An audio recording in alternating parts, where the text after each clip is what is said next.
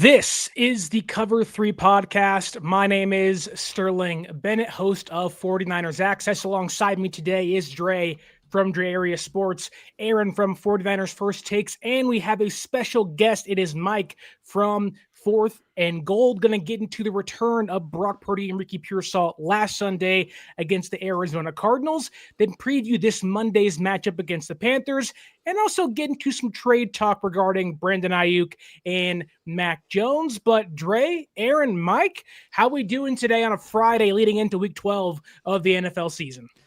I'm doing good. Just happy to be off of work, away from work, and here talking about the Niners. I'm pumped. I'm ready to go. Best part of my weekend. It'll be nice to kind of take Sunday off and relax and watch some games. I like to be able to do that, where you don't have to worry about it. Kind of like on bye weeks or Thursday night games too. So enjoy the weekend, enjoy some football, and then get ready for Monday night. Couldn't be better. Yeah, happy Friday, guys, and I really appreciate you guys putting me on here. Great to meet all you guys in face-to-face, and can't wait to get to this game on Monday night. It's a really big one. Niners are playing these Panthers, and it's going to be, it pretty much counts for two games because, they're playing for the same playoff spot. So let's see what happens. Yeah, it's a must-win game for San Francisco on Monday. It'll certainly help their wild card push, but also the Bears and the Philadelphia Eagles have a tough game this weekend, so there could be some maneuvering in the wild card hunt as Week 12 comes and goes. But we have to talk about what happened last Sunday first, and that was the long-awaited returns of this franchise's quarterback, Brock Purdy, and their number one wide receiver, Ricky Pearsall, and what was, I think, the best possible outcome for Brock Purdy in his return. 200 yards, 3 touchdowns, great field positioning, and he looked like what could be a very efficient offense for the San Francisco 49ers going forward. Let's start with Dre here. What'd you make of Brock Purdy's return, and where is your confidence level in the offense going forward now that Purdy's back under center? Right now, my confidence level is sky high. I mean, look, he came back, and what did he do? He aggressively threw the ball down the field. He threw a dart to Demarcus Robinson to get a first down. He threw great passes, and then he hit the deep route to George Kittle, which it looked great. To me, it looked like he had a really good hold of the offense. He had a good understanding of the offense. And really, it's like we need them to score points in order for the Niners to really stay in and win games. And I think with Brock coming back, we're going to see a lot of that. I mean, he threw for 3 touchdowns. Granted, it was against a banged-up Arizona Cardinals team, but nonetheless, he still did it against NFL-caliber players. And I think that, look, this is a great warm-up game for him. I think Monday night will be a bigger test. Obviously, it's in primetime national television. A playoff spot, is to be had. So I think, look, my confidence with Brock in the offense is sky high. I wish we still could have got more out of Ricky Pearsall, but I think the fact that he was out there, he was running routes and moving, and he left the game healthy, I would take that over anything, especially an injury. Aaron. No, the game last week he was pretty solid. I think we have to look at Brock differently than we look at Mac Jones, because Mac Jones is essentially, a kind of I call him kind of like a Jimmy G clone. He's very much methodical underneath, hit the quick check down, get the ball out quickly. They play differently. Brock has a more of aggressive play style, which lends itself to sometimes had scratching results. I thought it was a little bit of rust too. So all that was great. He got it out of his system, hopefully last week, but I thought I thought the offense just had a different feel, a different hum to it with Brock Purdy in there. Mainly because they're a little bit more aggressive, moving the ball downfield. There was a couple plays where he made some questionable throws, but that's Brock. That's what he does. That's the difference between him and Mac Jones. But the Niners, with the defense the way that it's been and what's going on right now, they need to score a ton of points, like Dre said. So it was good to get that game out of the way last week, and now we get to go home and have a very winnable game in front of us, and the offense has a good chance to be just as effective this week. So I'm looking forward to it.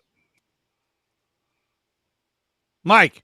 You muted. Yeah, it was great to see Brock Purdy back and to see the swag he brings back to the offense. I think you can tell just by all the, the primary playmakers with Kittle, CMC, JJ, even Pearsall, like they had that little bit of swag back to the offense. They were able to push the ball down the field a little bit more aggressively than Mac Jones. Not to take anything away from Mac Jones, because I think, to have him on the team and what he was able to do and his accuracy and everything. But Brock just brings that extra bit of firepower to the offense that we haven't seen all season. And I don't think it's a coincidence that, we throw up the highest point total once we have everyone back healthy and Brock Purdy's there. Like Aaron said, couple throws, you're like, that's Brock. You know what I mean? He's trying to force it, trying to do a little too much when he doesn't really have to. Another thing too, I don't know if you guys can tell me what you saw with his mobility. I don't know if it was all the way there yet. It looked like he was a little bit skittish to really put his foot in the ground and turn it up. But hopefully, as the weeks go on, he gets healthier and we can add that as another weapon to the offense.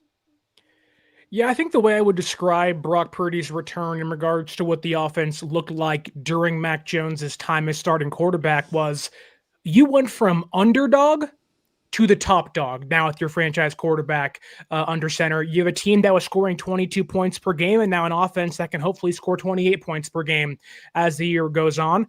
I do think Brock is going to be limited with his mobility the rest of the season. I think what you saw against the Cardinals is what you're pretty much going to get throughout the rest of the year, which if you can move in the pocket and just make a few guys miss and not have to utilize his legs too often, I don't think it's a bad thing.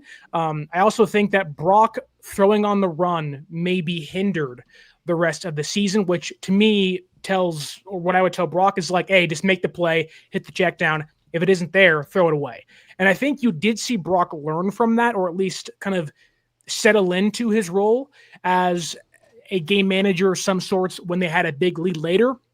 Because in the third quarter, they're up big. He had already made a couple of oh-no throws, got away with them against the Cardinals secondary, but they're in the red zone, and they call back-to-back passing plays on first and second down, and there's nobody open. He doesn't force those two throws. He throws them away, knowing that we have to get a touchdown here and put this game out of reach for the Cardinals. On third down, he gets Kittle in the back of the end zone for a second touchdown of the day and kind of seals the victory. I do think we did see Brock, after a really good first quarter, have a rocky second quarter, but ended up playing a phenomenal third and fourth quarter to kind of settle things out and clinch that win. But Dre, I want to ask you this. Are you concerned, like Mike hinted at, about Brock's mobility going forward? And do you think that may hinder how far this offense can go the rest of the way this season? I actually think it may be a benefit for Brock Purdy because, look, a lot of the times he would scramble and do all these things because he couldn't find the right guy open last year, and it would kind of felt like he was pressing to make something happen. And I think that because of the injury, now he's going to stay more in the pocket and look to distribute the ball and only run when he absolutely has to. Against Carolina has the worst pressure rate of the entire league, worse than the Niners, believe it or not. And so because of that, I think he's going to become more of a pocket passer. But in a game like the Cleveland Browns, I think then he'll start to run the ball out of the pocket more often because he's trying to escape, Myles Garrett. But I think Brock's going to be more selective about how he uses his mobility and when he uses it. Because now it's one of those things where it's like, hey, it has to be something that is a necessity on each play if I'm going to be running out of the pocket. It's funny. Larry made a comment prior to his return about him still not looking like 100%. I felt that completely during the game. I felt he's good enough to get out there and sit behind center and make throws, but he does still look physically compromised to a degree. And I think that has a lot to do with, and that has a lot of an effect on some of those, scrambling type throws where he really can't anchor and throw that thing in there. Things sometimes like the one down near the goal line to DeMarcus, where DeMarcus calls from it and then doesn't actually fight for it, which I thought he knocked it away, but I don't know. I had a problem with that. And Juwan Jennings in the same spot he didn't put enough on that one that was rough. you could see that his mobility and some of his anchor when he's able to kind of put a mustard on the ball, it's just not there. So I noticed that, and you're like you guys said, it's going to be something I think we're going to deal with for the rest of the year, and they're just going to have to figure out a way to work around it. Like you said, Dre, shorter passes, quicker release. He likes to hold on to the ball, Brock. That's one thing I noticed between him and Mac.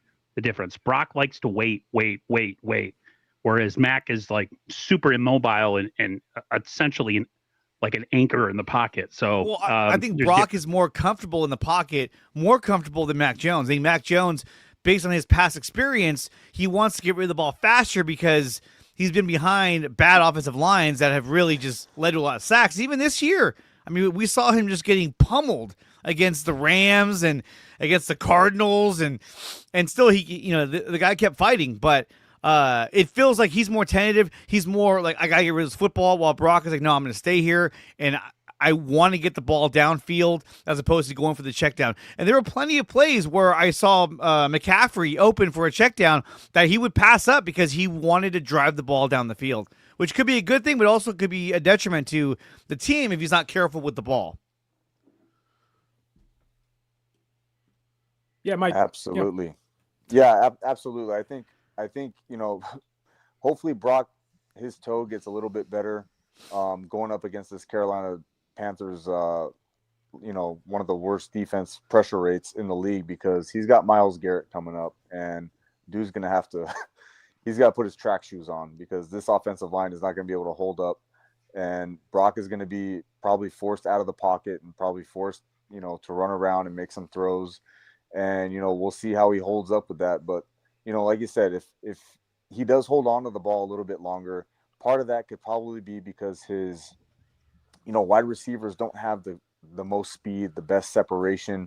He's trying to get that, that bigger play down the field, but these guys just can't separate, so they got to figure something out. They got to find that happy medium, and hopefully Brock will be able to get a little bit healthier as the weeks go on. And then that way he can just at least escape the pocket a little bit more to give these wide receivers a little bit more time to separate and get these plays developed.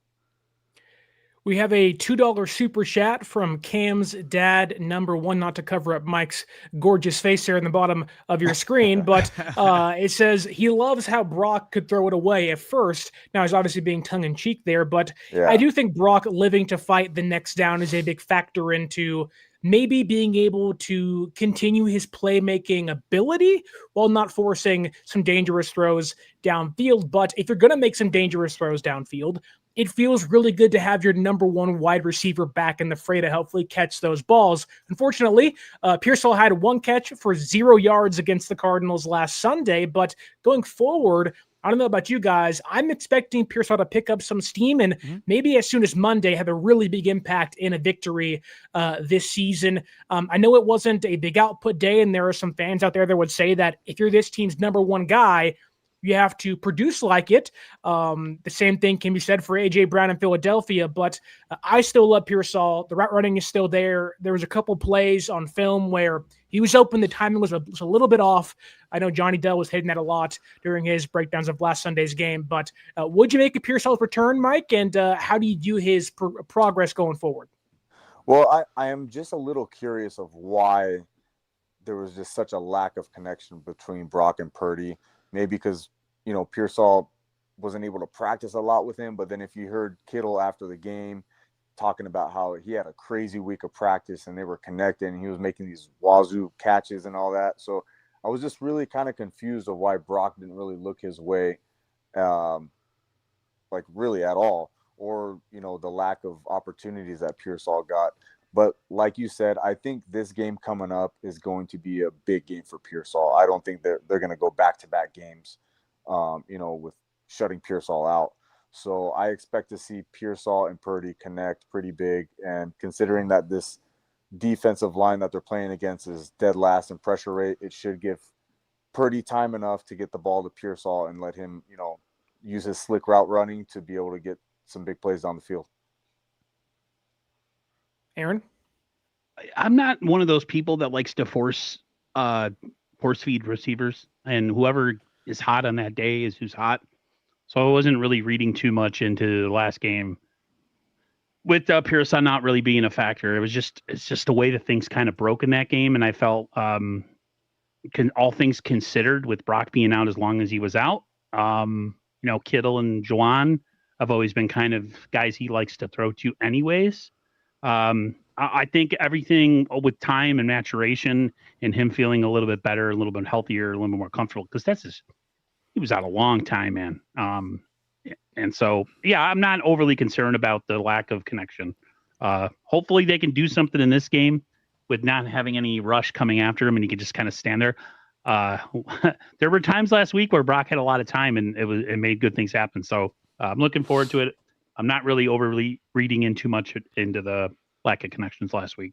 So, Aaron, are you saying that you are believing that Princess Pearsall may become Prince Pearsall in the next couple weeks or so? Yeah, Tony, you don't know about that. That was my nickname. It's been my nickname for him all year because he's always hurt. I call him Princess. Yeah. They don't like that very much. Hopefully he can become a prince. Yeah. You're so disparaging, Aaron, to our players. I'm old school. I get irritated when guys miss a lot of time. Hey, Aaron, I'm right there with you, bro. I agree with you on that one. Yeah, it's nothing personal. That's just my attitude towards, especially when you hear that he was playing basketball in the locker room, and I do not like Grant Cohn at all. But that was a pretty ballsy question that he gave him the week prior of him coming back. So when I heard that, I was like, yeah, I'd be pissed too. Like, what's up with that? But I'm good now. He's back. All is forgiven. Well, as Shanahan said, you can shoot hoops in a wheelchair, but I'll pass it off to Aaron here, or Dre, excuse me, as to what you thought of Pearsall last Sunday. Look, he had very little production, but having him out there, having him, be able to stretch the field and be a distraction for the defense is huge. I mean, anytime you get a number one type receiver back, I don't want to call him elite, but I think he has the elite skills to be an elite receiver. But having a guy like him come back is definitely someone that they have to pay attention to on where he's at on the field. But I think that, when it comes to familiarity, yeah, he's going to go to George Kittle. He's going to go to Christian McCaffrey because those have always been guys that he's thrown the ball to. And I think that, with Pearsall, I think Monday and against the Browns, he'll get more and more catches. I mean, look, a lot of the times it takes a week or two for some of these guys to really get back into the swing of things.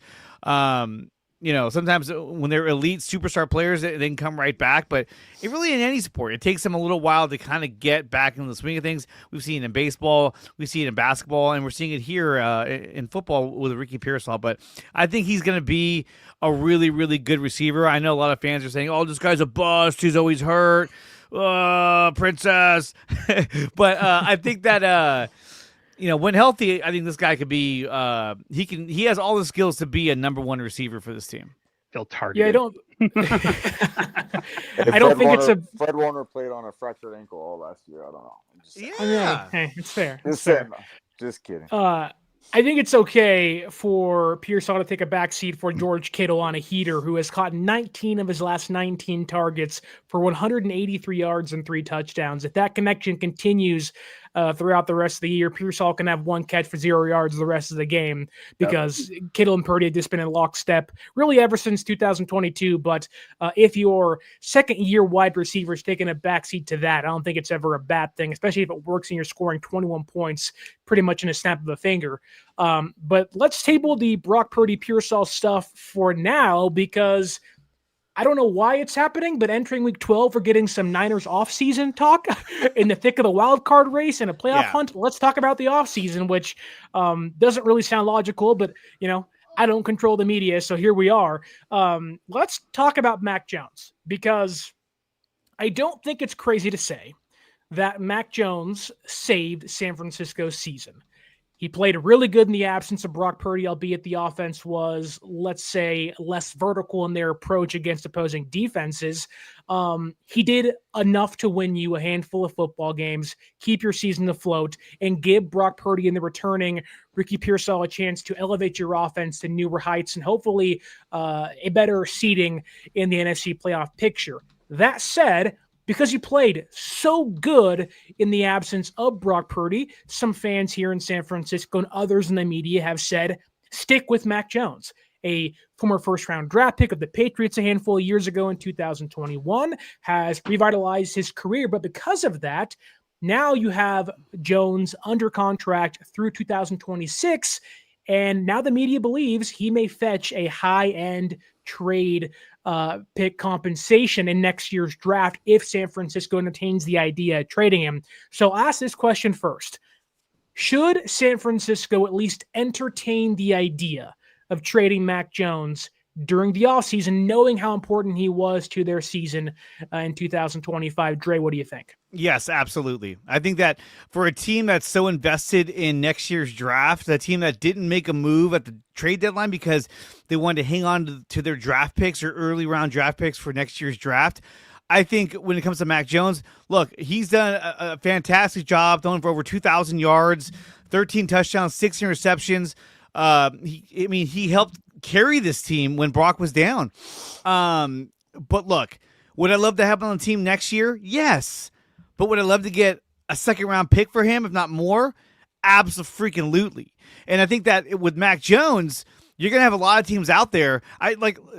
What boggles my mind is that Matt Mayoko, who I respect a lot, was on there saying, I don't think he's going to garner much interest. And then now he's like, oh, he may garner a second-round pick. So he really backpedaled on that one, because when he said that, I was like, you got to be kidding me.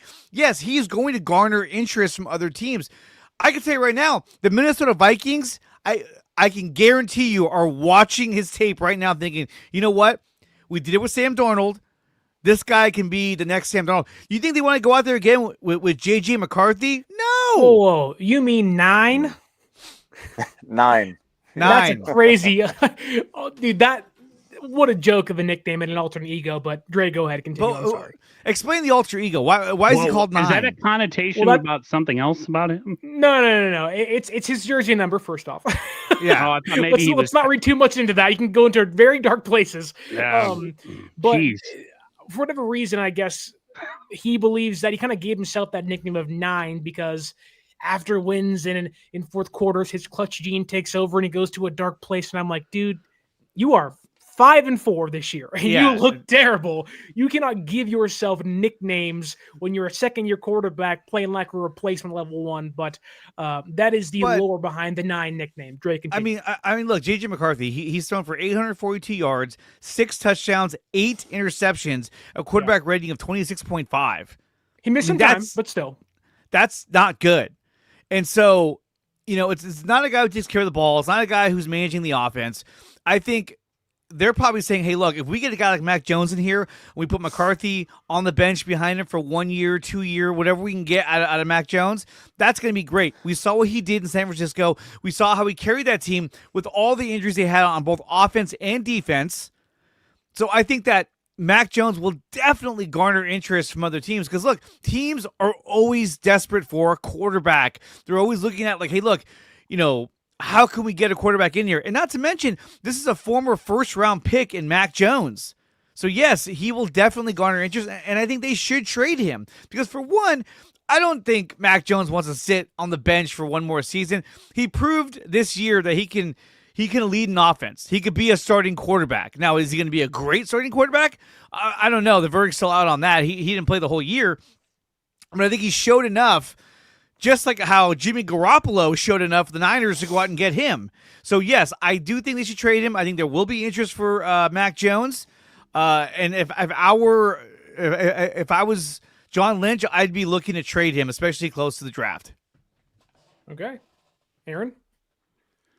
Yeah, I mean, as much as I would love to keep him here another year, I mean, you guys know how I've been kind of a jerk about how the Niners essentially are like, this year's kind of like not the year, even though it's, we're in the midst of it and, we're having a decent season. It's not really the year. And then they didn't make any moves at the trade deadline, which kind of reaffirmed that. I call it a throwaway year where if good things happen this year, great. But it's 2026, all in 2026. I've been putting that hashtag on everything. And they want to do like Dre said, try to get some more draft picks. Sure, do it. They need depth on this team. They need to address, if they're going to go the kind of like the cheap way and not going big in free agency again, next offseason, then yeah, I'm all about accumulating picks. I guess my only question would be like, who would you bring in to replace him? Would it be like a Jacoby Brissett? You know, who could you kind of bring in here that would have you feel comfortable if Brock went down again next year? Because you know Brock's not the biggest, strongest guy. He's been injured here and there in his career, so there's always a sense that he's going to miss a game or two during the season. So they can get something for him, do it. Build up that defense and offensive line because they really need to, especially after this year. But no, he's done great for the Niners this year. It's I didn't expect him to play as well as he did, considering where he came from, his previous employer, and all that. So, yeah, if they can get something for him, then do it. Mike, what do you think? All right, guys, I'm gonna go against the grain here. I Yes. absolutely do not think they should trade Mac Jones because Mike is the new co-host of the show. He's staying on with that take. Sorry, Aaron, you're out. No, just kidding. Thanks for coming in here and already taking I over. like how he boots Aaron of all people. Yeah, not even Trey. The guy who invited him. Yeah, Aaron, you're out. Sorry, Aaron. No, but to me, it just shows you, like, having a backup quarterback in Kyle Shanahan's offense that is as good as Mac Jones is proving to be invaluable. I don't care about a second-round pick to get, some random dude who they're going to whiff on anyway in the draft. Mac Jones has proven that he's more valuable than any first-round pick or any second-round pick that we can draft for. Is there a year where the quarterback does not get absolutely demolished in this system because they refuse to address the offensive line? This is the team where the quarterback gets hurt most in the entire NFL. So to have a backup quarterback to come in and save your season like Mac Jones did is worth more to me than a second round pick. Because if Mac Jones wasn't here and we had, Bethard or whoever, they want to draft as a backup quarterback. Bashar. What was his name? CJ Beathard. CJ Beathard. What am I made up like an English accent there.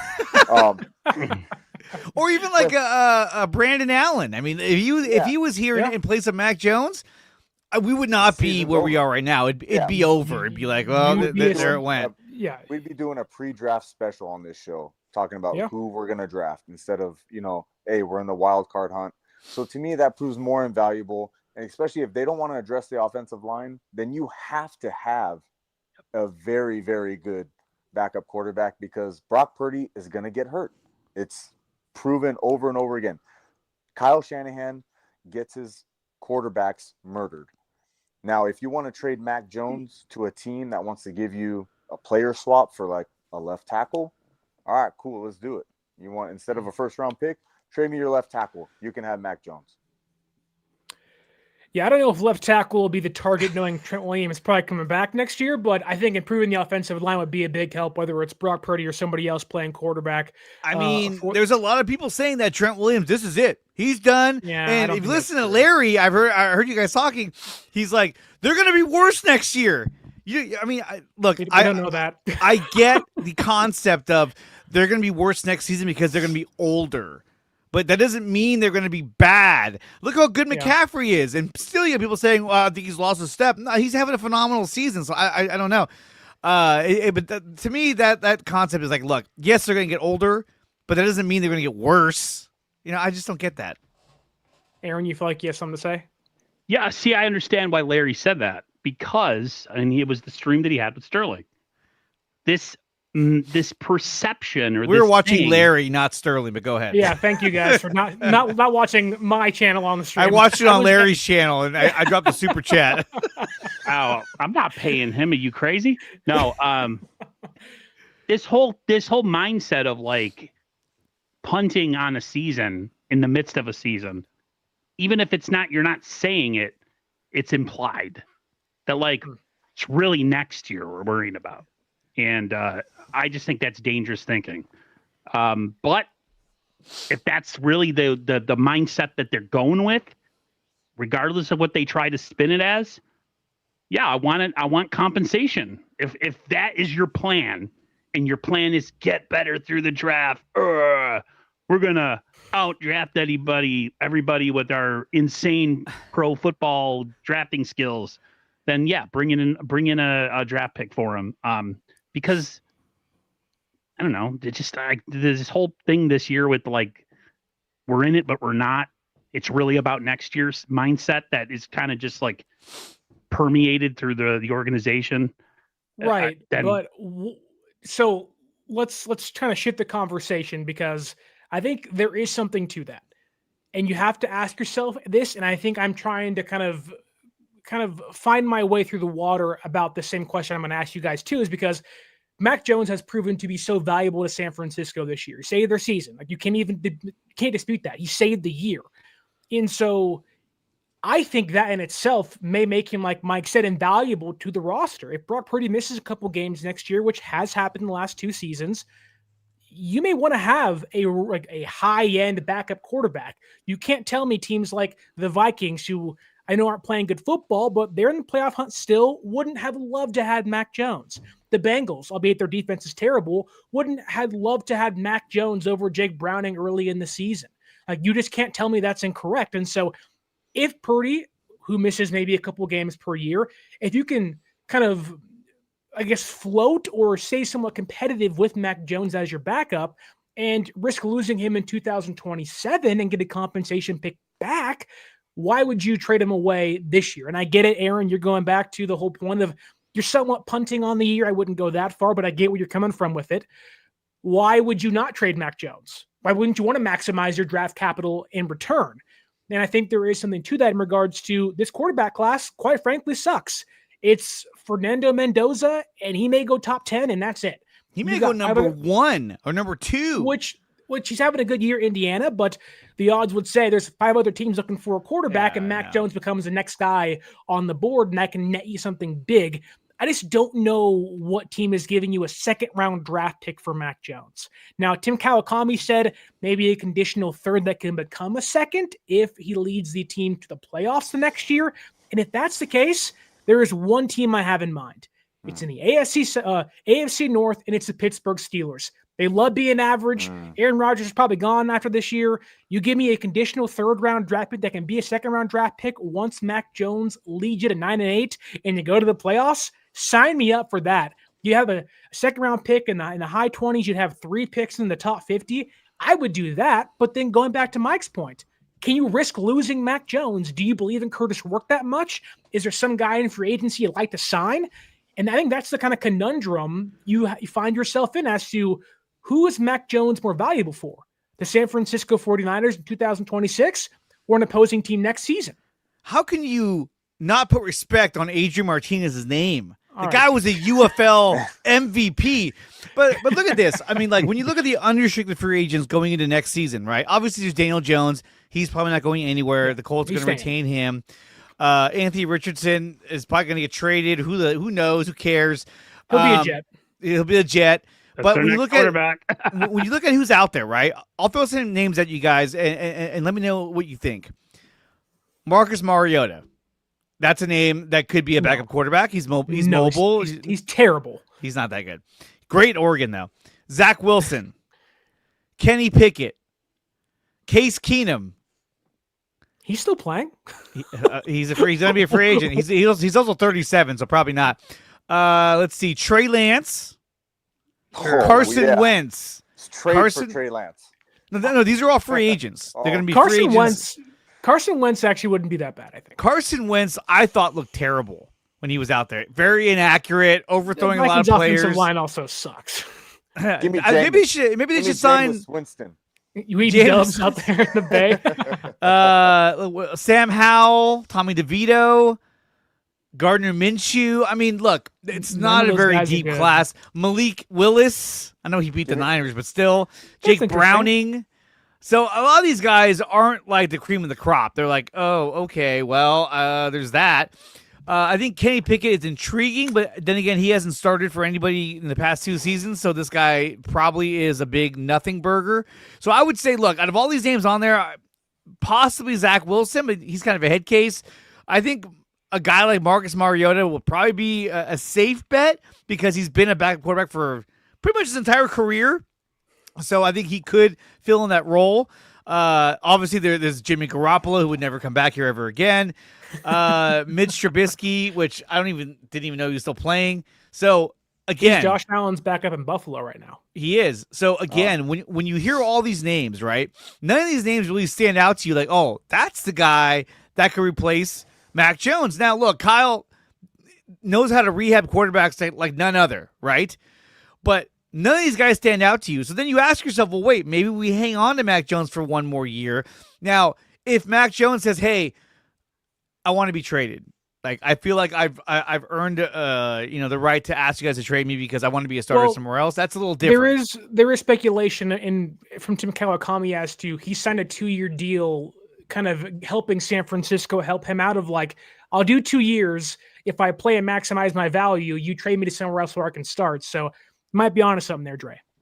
Yeah, I mean, and that's the thing too, is that you don't have a lot of big options. You still have Curtis Rourke. You still have Adrian Martinez, but we haven't seen them actually play in an NFL game, so we don't know how good they're going to be. And they're likely going to draft another quarterback in this next draft, somewhere late in the, 6th round or whatnot. So there's plenty of options for us to pick from, but I think that if the value is high enough for Mac Jones, you got to make that move. If someone gets desperate enough where the Vikings are like, hey, we'll give you a 2nd-round pick, boom, done. I wouldn't think twice about it. Well, so, and I don't want to jump on Aaron and Mike, but let me ask you guys this. What is a level of compensation you couldn't say no to, or you'd be comfortable letting Mac Jones go for? Let's say it's a 3rd-round pick and maybe a 7th-round pick. Would you let him go? A 3rd-round pick, I would. Absolutely. A 3rd and a 7. Would you say yes? A 3rd and a 7? Yeah. I'd be like, let's do it. Okay. Aaron? Sign me up. A 2nd, I would still want a mid-rounder and a late rounder the following year. So I would want a 2nd, maybe a 4th, and then a 7th. You want 3 draft picks for Mac Jones? Sure. You ain't trading Mac Jones in, brother. I'm sorry. You never know. Teams get desperate. They're like, I need a starter. That's fair. I need a starting quarterback. I mean, J.J. McCarthy has not looked sharp at all. Mike, what do you think? What would be your asking price for Mac Jones? A 3rd rounder? Absolutely not. Have you guys not seen the track record of this administration drafting in the 3rd round? Sherman again. You don't want Ty Davis Price again, Mike? No, but Mike, I agree because I mean, like, look, I want to trade Hendrickson. These guys were like, "No, you guys save your draft picks." I'm like, that's a rental. I would send him my 2nd round. I would say, take my 2nd-round pick. Okay, he's a rental, right? But think about this: if he was on the roster right now, how much more confident would you feel about the Niners going in the playoffs? I would feel way more confident having Trey Hendrickson. The exact same level. The exact same level. Why? I would feel way more confident because this team has a hard ceiling. Well, Mike's talking. The NFL is so wide open right now. There's really no truly like dominant team, right? Especially like in the you have the Eagles and the Rams, but like we already beat the Rams. Like we could beat them if our defense was better. Kyle can figure it out, and I think it was just so wide open this year. And I think things just broke the Niners' way that they were in a position to put themselves to be a true contender. I think, that's a whole nother subject. But as far as the whole Mac Jones thing and what I think, the true compensation would be, like I said, 3rd-round pick, absolutely not. We flush those down the toilet left and right. That's not even worth it for me. And I think the 49ers have to value the backup quarterback more than any other team in the NFL just because the odds of them playing are just so much higher. And every win is worth so much to you as a franchise than a draft pick. Honestly, I wouldn't even want a draft pick. I would want a player swap because I don't trust them. What about a 3rd in a player swap, Mike? Okay. Who's the player? Yeah, like it's like a DB. A guard, teams getting Mac Jones are probably trying to win. But see, people aren't going to give you valuable pieces. Teams are not going to trade offensive linemen. Those are like gold. They don't trade them. They don't. I want to hear what Mike. I wanted to hear Mike what he had to say. Yeah. I mean, honestly, like I just don't trust them to draft right in the early rounds. That's why I'm like, yeah, you can give us a first. Any other team, if I'm the Rams or whatever, and I can trade my backup quarterback for a 1st-round pick. 100%, of course, but just this, they don't have the track record of of doing anything with these picks that would make me value that over Mac Jones, who just came in and saved our season. Yeah. And like you said, all the free agents that are out there next year, like we have the ability. We're in the driver's seat to ask for the compensation because it's not out there. It's not out there in the draft, and it's not out there in free agency for these teams that really need a quarterback. So like it better be a haul. It better be a haul, honestly, because for how valuable Mac Jones is to us, look what he did. You know what I mean? Like, I don't know. It has to be worthwhile. Who is the last backup quarterback to get traded to net back an actual haul of picks or players? I can't think of one. Montana? But that's okay. I mean, like, you can't pick one of the greatest quarterbacks of all time He's and equate it to Mac Jones. Listen, I'm a Montana guy. Montana's my GOAT. He always will be because I'm old. I'm 40, almost 46. But that's No, I don't know. not Mac Jones. No, he's definitely not Mac Jones. He don't got 4 rings on him. And exactly. Yeah. So, like, I don't know what team would pay that high of a price for Mac Jones. And I think teams in the past have made stupid trades for quarterbacks just because they're so desperate to get one. But, like, think of teams picking in the top 10. Like, the Titans have their quarterback, right? The Jets don't have one. They're going to draft probably Mendoza from Indiana. Let's assume that. Then the Raiders still have Geno under contract. The Vikings. Geno Smith is terrible, dude. He's terrible, but he's under contract for the next couple of years. Yeah, Chip Kelly's offense doesn't work in the NFL. It doesn't. Yeah. It does not work. It never has. We know people want to call Shanahan's offense like a bunch of trickery and misdirection and all that stuff. Chip Kelly, that is what it's a college offense that does not work in the National Football League. Yeah. Yep. Which is crazy, too, because it didn't work in Philadelphia. It didn't work in San Francisco. And now it doesn't work in Vegas. But I just don't know what team that needs a quarterback is willing to move that much compensation for a guy like Mac Jones, who, mind you, it will be a rental piece for them as well next year, unless they sign him to a contract. So they might. And like San Francisco has some leverage in that regard. Mike said it, under contract for next year.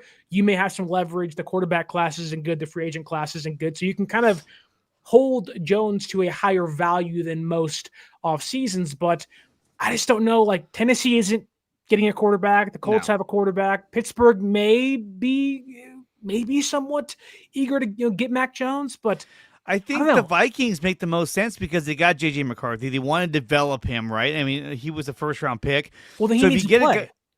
Exactly what I was going to say. He needs to play. I mean, if you get a guy like Mac Jones, I mean, look, you got a lot of talent on your team, and if J.J. McCarthy's not the answer, maybe he is down the road, then you acquire a guy in Mac Jones, you make him your starter, you got him for 1 year, and then he can be the quarterback ahead of J.J. McCarthy to try and lead this team back to the playoffs. Do you think the Vikings would actually sit McCarthy? He was hurt last year, mind you, but they were going to sit him for most of the year anyways, with Darnold playing quarterback until JJ hopefully usurped him as a starter. Then he comes in this year and plays like this freaking hot dog flavored water throughout the season. It's like, you can't bench him and then hope to go back to him. Like, that's where quarterbacks lose confidence, and that's where regimes get fired. Like, you can't do that with guys. Like, I think if Mac Jones goes to a team, that team is going to want to compete next year because they believe he can be a guy to help bridge them to somebody else or make them competitive enough to go to the playoffs. How about Miami? I told my brother that. He's like, do you bench Tua? Do you bench Tua? Well, isn't this his last year of his contract? No. There's some kind of out in his contract because there might be an out. Yeah, there was talk about them getting rid of him at the end of the year, and I think if there is an out, they will definitely get out from under that contract because he's not the answer there. I mean, Mac Jones could be a fit there because then that's a guy you can plug in and kind of run a similar offense that you had with Kyle Shanahan under Mike McDaniel. If he's still there. I mean, they said they're like, we're not looking to fire Mike McDaniel, but that didn't make any sense. Everybody was like, what? Even Mike McDaniel, I'm sure if you talked to him personally, he'd have been like, yeah, dude, I should have been fired already. I don't know what the hell they're doing. It's just crazy. But I could see him going to Miami because then they can look to try and, draft or acquire a young quarterback and kind of have Mac Jones be that, that fill-in for 1 year. There's plenty of options out there, and I think a lot of teams are willing to try it. The Jets could be a team as well. Another quarterback that I could see the Niners, signing, acquiring is, and you guys are going to hate this, is Justin Fields. I mean, remember, during the draft process, Ooh. Kyle Kyle Shanahan and John Lynch, they had multiple workouts with Justin Fields. And as a backup quarterback, I could see them going back down and saying, hey, what about that guy? We looked at him pretty closely in the draft. So that's just something to throw out there. Pass. I know. But why would they go back to see him multiple times? You know what I mean? So they saw something. Because you're picking number 3 overall, and he's a prospect. That's I know, but we all knew it was going to be Trey Lance, and it was Trey Lance anyway. Like, oh. So how much of Kyle Shanahan and what he's been able to do with quarterbacks is why Mac Jones has had the success that he has had? I think it's definitely helped and him. It's definitely rehabbed him. But how much of him coming back down to earth when he goes to another team did you see happening? Because I could see it. I think if he goes to Minnesota, I think he'd be okay. Kevin O'Connell's a pretty good pass game caller. He's really good, actually. Yeah. But I just, like, Mac talked about when he got to San Francisco, like the first couple games he played, that for the first time, he was told by the offensive coaching staff, Kubiak and Kyle, of like, this is the play, this is the read, this is who you're going to throw to, and that guy is going to be open. And Mac was like, for the first time in my career, the guy was wide open. That hasn't happened for me. And so I think there should be some expectation of, although Mac won't maintain this level of 45 attempts per game and 300 yards and whatnot, I think Mac can still throw for a touchdown and, 250 per game and be a competitive team. We mentioned Jimmy Garoppolo. Jimmy Garoppolo, albeit wasn't a world beater, he's a competitive quarterback in a really good system. You give Mac Jones that, I think your team will be pretty good. But Mike, what do you think? Do you think they should trade Mac Jones? But also, what team do you believe could be an actual destination for him that would give you what you wanted for Mac Jones? I don't think there's going to be a team out there that's going to give me what I want, because obviously I see Mac Jones as invaluable to the team. And, it's just like you said, it's not realistic. When was the last time a backup quarterback fetched that much, draft capital back? It's not really realistic. I just think he's worth more to the Niners than he is worth to another team, just because the injury history of the quarterback situation in Niner land. This offensive line is really bad. They like to get their quarterbacks hurt. Even if they buy them Toyota trucks, it doesn't matter. They'll still get smoked. And there's going to be quarterback desperate teams. Like I said, maybe Miami is an option. I do think Tua has some type of out this year. I could have swore I read that somewhere. That's why I gotta find out. Let's see. Yeah, I could have swore I read that somewhere, and that's why it came to my mind. But Sterling likes to prove us wrong. It's just I just want to know what's right. Because there's talk about them getting out from under his contract this next offseason. So there's definitely something to be said about that. So it's just, Mac, he's actually a really good quarterback. I think he found the right situation here and he's blossoming. And unless he demands a trade from the Niners, I don't see the rush to move him off. I really don't. I just think if the price is right, if a team comes to you and says, hey, we'll give you a second round pick for Mac Jones, I would do it. Now, even a third round pick, I would highly consider it. But like I said, if the asking price is big enough, or if the offer is big enough, I would take it, because it's like, hey, look, when am I going to have a backup quarterback that's worth this much in trade value, in draft value? Who knows? Now, a lot of teams have crap quarterbacks as their backups. Is a third round pick worth more than 3 wins to you in a season? It depends on who we get. I mean, we got Nick Martin in the third round, so That's what I'm saying. Look at the third round draft history. I mean, look at it this way. So, Nick Martin, he finally played last week, and in 14 snaps, he had 7 tackles. I mean, that's pretty good. I think he's going to get more playing time this week against the Panthers. I'm so on the fence with this one, because it's like, if you're going based on what the franchise doing, freaking phone is going off. So oh my God. So if you're going based on what the franchise is kind of selling to you this year, which is next year and draft and all that stuff. If the haul is ridiculous, if a team is dumb enough to give you draft picks mixed in with a player, you kind of have to do it. It would be kind of what they call malpractice. Mm-hmm. But on a personal, like, football, like, appreciation for what Mac has done this year and what he's been able to do for this team and save the team, I don't want to get rid of him. Like, I want him to be the backup because it'd be great. You know how many great teams in the NFL are one quarterback hit away from being done? Like, done, finish, season's over, goodbye, see you next year. I mean, I get it, dude. I get it, and I agree. But I'm telling you, if the offer's big enough, I would take it. Yeah, I think I can make a prediction. I think they view Curtis Rourke as their quarterback 2 of the future. They do. He had they do. A lot of starting experience in Indiana.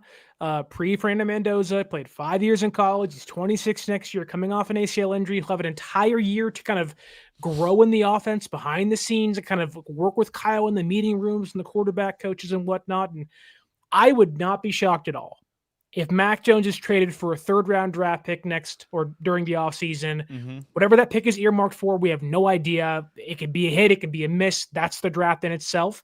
But I think that they value Rourke's starting experience in college and believe that can help translate into being a quick QB2 replacement, if you will, behind Mac Jones. And I mean, to be honest with you, I mean, going back to Aaron's point, if they're kind of preaching next year, all in, it would make the most sense to trade away Mac Jones. I hate doing that because he's so valuable to the team. Mike, you have a lot of good points and how valuable he is. And I think, that is kind of the fence they're on of like, which way do we go? Do you risk losing the best backup quarterback in football and maybe not have any good quarterbacks behind Brock Purdy? Or do you want that 3rd-round pick or something else in return that can actually maybe help fortify the offensive line or the secondary? Like, if that 3rd-round pick's a really good safety, then sign me up. Like, why wouldn't you say yes to that? But we all know quarterback is the most important position in sports, whether it's baseball, NBA, soccer. Quarterback means the most to almost any single team. But I did look up Tua's contract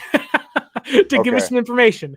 From what I could find, the out in Tua's contract is after 2026, which means if they released him then, they can avoid what I believe is a $17 million guarantee in his contract in 2027, and they could only take on a $34.8 million cap hit that year and spread the rest of it out through 2028 as well. So the out seems like it's next year.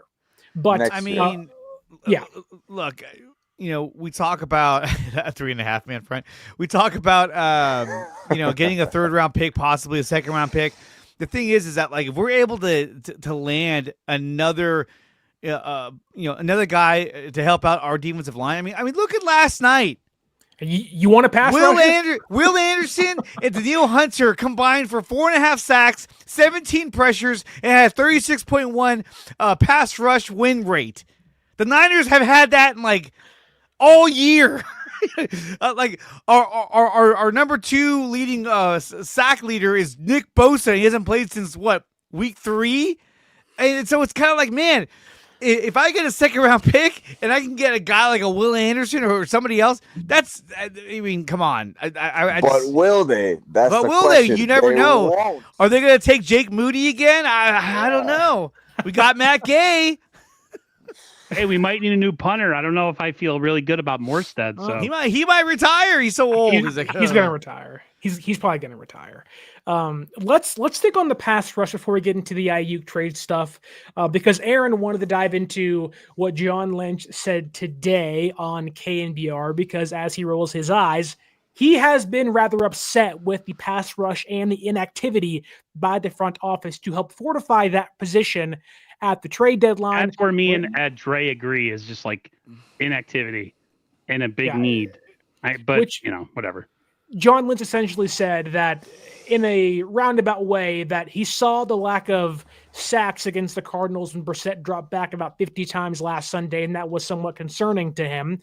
But he believes that they were getting pressure, but just really couldn't bring the quarterback down. This is your thing, Aaron. You didn't like that. You were frustrated by it. Maybe there is some non-buyer's remorse by John Lynch, but what'd you make of that, and how do you feel today about it? John Lynch, I love him, and I love what him and Kyle have done for this franchise. But he's a it's politician talk, man. He takes a fresh coat of paint on a turd and he wipes it right over the top of it. And that's what he did. You cannot make me feel good when you had 57 dropbacks, 47 completions, almost 60 dropbacks, and you had no sacks. None. I don't want to hear about you getting close. They got real close. Close is good in hand grenades and horseshoes. Like, that's the only time it matters. Don't tell me that. I'm not saying that one player at the trade. I'm not saying that one player at the trade line would have made a difference because we're so injured. But dude, it just makes you look that much worse. Jalen Phillips would have got there. It's just probably. He would have. John, I love you to death. You're the master politician. You can, most of the time you can make chicken salad out of chicken shit, but not this time, baby. You're not selling me on that. We almost got there. What does that mean? Like, you go against a good team with a good line. You need to score. What do you got to score 60 points to beat somebody? Get out of here, dude. I'm not buying that. Sorry. You know, it's a case too where when you look at our schedule and you see, these easy games or winnable games, I should say, and coming up, especially with the Panthers and the Browns and the Titans, it's kind of disheartening because you look at it and you go, yeah, they could win all those games and they can improve to 10-4, but then it's like, well, is this fool's gold? Is it like, right? Is it really a 10-4 team, or is this just a team that beat some really bad teams and then get, trucked against, the elite teams in the playoffs? So that's one thing I'm worried about. And I'm hoping the offense can really come into form and become a powerhouse because they're going to have to be at this point. Yep. I agree. I think it was what John Lynch said was just, like Aaron said, he's being political. He's saying the right thing to say. He knows deep down inside, he was like, that was a shit show. You know what I mean? That was unacceptable on any standard. I mean, is that an NFL record where someone dropped back 57 times and not one sack? That's got to be insane. I've never seen that in my life. 13 pressures. He has to know that. I think they know deep down inside this defensive line does not have it, and their lack of making a move on the trade deadline was just, I don't know. I don't understand it. I get it. We're not one player away, but they could have got something. Like, if even now, go after somebody's practice squad and just bring some juice in, or just bring something in, because after that last game, you cannot go the rest of the season and say we have enough. I would have thought that they would have offered a 3rd-round pick for Jalen Phillips, and just to say, hey, just tell the team we got somebody, and we want to support you guys, and we want to remain competitive. And to me, that wouldn't have been that much to give up. I mean, obviously you want to keep your 3rd-round picks, but like Mike has said, and I've said it before, they haven't proven, and they don't have a track record of drafting the right players with these draft picks. So it's kind of like, hey, we kind of suck at this. We might as well get a guy in here that can at least help us out this season, and maybe we re-sign him. Who knows?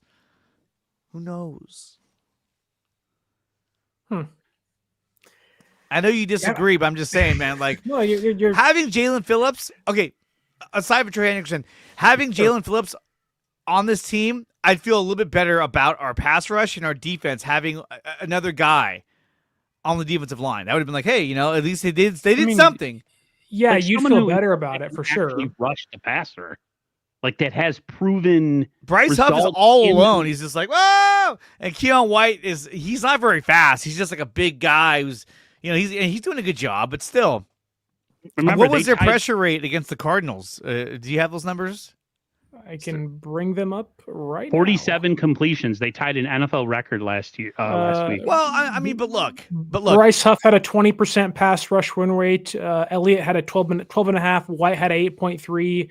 Samo had a 7.7. Wow. So it's not terrible. Like 10 is starting, like kind of the baseline. How many for a pressures starter. They have, or how many hurries? They have 13 total pressures. Oh my god! So Which I think that is their fourth highest since week 3. Yeah, You but know, the my guy brother, dropped back 57 times. You're not wrong. Yeah. My brother wrong. made a good point about the Texans pass rush. He said not only are they really good, he goes, but they're sound and their gap integrity. Like even when the Niners have had really good pass rushes, they tend to whiff. They have like no plan once they get to the quarterback and they get upfield. It's also unfair to compare even a really good Niners pass rush, which in recent seasons has been Chase Young, who really isn't that good, Randy Gregory, who really wasn't that good. Like you saw what a really good Niners pass rush looked like weeks 1 through 2.5, basically, and it was Actually, damn good. They looked really good against the Falcons. I'll give them that. Bryce Huff looked like a monster. But that was also with Mike healthy. That was with Bryce Huff out there, and I don't know. Like we talked long and hard about. I didn't think there was a move that actually changes things for them. Yeah, you can get a guy in here and make yourself mentally feel better about things, but I don't think anyone they were going to acquire was going to change the outcome of the season for them or make them a wild card contender to a Super Bowl contender overnight. Now, obviously, you want to be better. The offense is playing well, and we all knew the offense is going to have to carry the workload, even if they were fully healthy or banged up. And that's where we're at now. Thank God Brock Purdy and Pearsall are back. But I think there is, at least from what John Lynch said, I think it does feed into what Aaron's getting at, though, of like, while I would still agree that there wasn't a move to be made, you can't make that comment after you did nothing. I think that's the bigger issue because like you can't sit back and say, oh, he didn't say these words exactly, but you can't say, yeah, it was concerning or yeah, I was somewhat, upset as to why we didn't bring some sacks home when maybe that could have been changed had you been active in some degree. Now, Keon White was acquired 2 days prior to the deadline, so maybe they want to use that. And they didn't plan on Michael getting hurt, which that also feeds into maybe the pass rush not being great either. A guy that can no longer take up double teams isn't on your defense. But you can't make that comment and then not do anything. And now you're 2 weeks removed from the deadline because you did nothing. And now you're like, well, pass rush really wasn't that great. I'm hoping it can change going forward. And it's like, well, okay, like I can defend John Lynch on a lot of things, but what I can't do is sit back and sit here and like, okay, we're gonna trust the sacks will catch up to the pressure total. Yeah, right. Like that doesn't. They make were sense. lucky to get Keon White. At this point, it's like, thank God they got him. Which is funny because their 7th round draft pick, if he plays the rest of the year, and God, I hope he does, knowing the injuries they had, that's going back to the Patriots anyways. So that is a 6th and 7th going back to New England for Keon White, which you may love or hate, I don't know, but like. Are you banking on Nick Martin and D. Winters and nickel blitzes and safety blitzes to finally get home? I don't know. And you can survive with that against the Panthers, who are, one of the worst teams against the blitz quarterback-wise in the NFL. You can survive against the Browns with their 4th-string quarterback in Shedeur Sanders, but you play Daniel Jones, you play Sam Darnold, who may or may not be a pumpkin come January, or you play Stafford again come the first round of the playoffs, and it's like, you're going to be in some deep shit against those quarterbacks. We had 5 sacks last week? No. What? No. What's he talking about? Cam's dad. Cam's dad. You said there was a lot of holding calls. I mean, sure, I guess. But it was like 16 penalties. It was like, oh my God. 17 penalties, a Cardinals franchise record last That was weekend. horrible. The Cardinals were trying everything they could to get Jonathan Gannon fired. They were like, dude, hey, one more? Let's do one more. Jonathan Gannon was like, oh my God, what do I have to do to get through this game? And even the press conference, I watched his press conference. He was so mortified. He was like, oh my God. What do you say? You're like, oh God. And look, I think this is a testament to Kyle Shanahan, to Robert Saleh, the organization. Yes, they've made some decisions that we haven't agreed with, but with this many injuries that they had, we saw the Arizona Cardinals have this many injuries, and they basically imploded. It had 17 penalties, got blown out, and the Niners are still competitive and now are getting healthier. So, to me, that's a testament to the organization. And coaching, yeah, absolutely. Yeah. We have 2 super chats, both via Cam's dad. Number one, once again, he says the rash of rookie QB failures is glaring. Yeah, I'd agree. Absolutely. Like teams don't let quarterbacks develop, nor do college organizations and universities really run pro style offenses much anymore, which certainly doesn't help those guys. They don't draft quarterbacks into situations where they actually might have a chance. That's what Tom Brady was talking about. Like, you come into a building and you don't one of the great things about Joe Montana and the era of the 49ers is just the amount of great assistant coaches they had and how those assistant coaches helped make these great quarterbacks that our history of our franchise has had. It's important. You can't just throw a guy to the wolves and be like, hey, go figure it out. Like, no. Yeah. There has to be a plan to groom a guy. Like Montana was groomed. He didn't start his first year. He was in and out the second year. And by the third year, they were a Super Bowl champion. You know what I mean? Like, it was a gradual thing. If you're the Browns, you're like, we got Shedeur Sanders. This guy's going to be the next big thing. Who's probably going to be the quarterback against the Niners in a couple of weeks. You know, Matt Barrows threw out a trade idea involving Brandon Aiyuk and Mac Jones. He said, basically what he said was, you put together a deal where you trade Mac Jones and Brandon Aiyuk to the Cleveland Browns. The idea is that to get out from under Ayuk's contract. I think it's. Didn't Aiyuk decline to get traded to the Browns in the first place? Yeah, I know, but I'm saying if you pulled that off, I mean, the Browns have to be. They would have to be the biggest idiots in the world to be like, okay, we'll do it. You know? I can't see it. I can't see him doing it. I can't. Did Barrows list some compensation? No. He said, but really the deal is having them taking Aiyuk off of their hands. Maybe you only get a third-round pick for both of them. Right, which is crazy. That's crazy. That's the case, I'd rather keep Aiyuk. But that's more of a take the money, free us of this contract, give us a third-round draft pick back, which lowers the value of those players.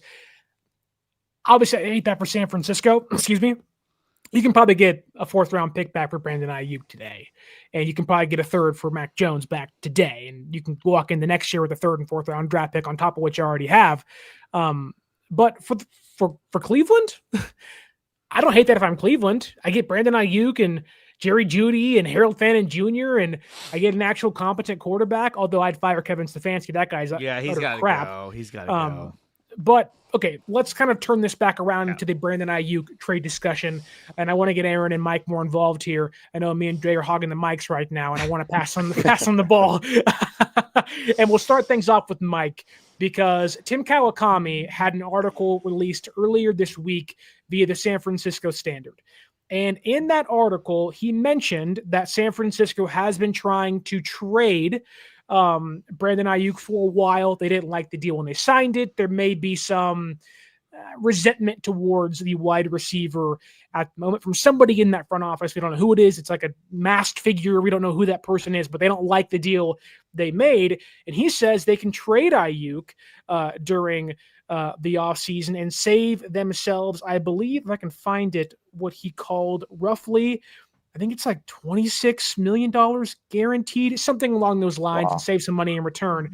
One, are you open to trading Brandon Aiyuk, or are you amongst the fan base saying, I want a CBA come back and be a great San Francisco 49er, whether this year or next year? So I was a big proponent of re-signing Brandon Aiyuk in the very beginning. I just saw his production as, it would be hard to find someone to replace all those yards, all those touchdowns. Him and Purdy had a great connection. Aiyuk was one of the smoothest route runners. But, I definitely got turned off to Aiyuk during the contract negotiations. And I think a lot of the fan base kind of feels the same way. They're a little bit jaded with his attitude. And, especially after when he did get paid, he came back and he was unprepared. He was sloppy. He was dropping balls. He had attitude, and it's just like, dude, you got your money. You got everything you asked for. You asked for all the drama. He even stated, part of it was my fault because I was being a drama queen. And it's like, you come back and then you play like that. And it's like, now with all the drama going on, it's like, dude, I'm good with you going, bro. Like, honestly, like, we don't need that here. It just seems like he's still going to have that diva mentality. And I'm just not I'm kind of over it. I really am. So you are in the camp of let's finally trade Brandon Aiyuk now. Yeah, I am. Okay. Even though Okay. I used to love him, and I think Right. I think wherever he goes, I think he's gonna ball out. I just think that situation has soured here so bad where he's gonna need a change of scenery. I just don't Okay. see how it's gonna work. I don't think you're alone in thinking that. I know Aaron has been a very big proponent of trading Brandon Aiyuk and kind of been done with a BA for a long time. And I know me and Aaron and Dre have talked a lot throughout the year during this podcast about, when is BA going to come back? Week 6, week 10, week 1, week 12. When will the return of BA eventually happen? And Aaron is in the group, I believe, that is saying we're not going to see him again this year. And I'll give it to Aaron here too. Do you think we'll ever see Brandon Aiyuk return in a Niners jersey this year, next year, in the future? And does that mean he is going to be traded this offseason? Yeah, I don't think they're gonna. We're not going to see Brandon Aiyuk anymore. I think he's gone. Okay. I think between the situation that happened last year and his poor attitude, and the whole contract drama, the Niners were kind of bent over a barrel and forced to sign a contract to a guy. I mean, he's been like Mike said, he's been good, but to me, he's not worth the money that they signed him to, based on his production, just based on him not really being the first or second read in the offense or the first or second option. He's kind of the third option. If you go McCaffrey 1, Kittle 2, then it's him. I've never been a fan of his attitude, his body language, all of that. Even when I was a proponent of his to be here, I've always had a little bit of an issue with Brandon Aiyuk.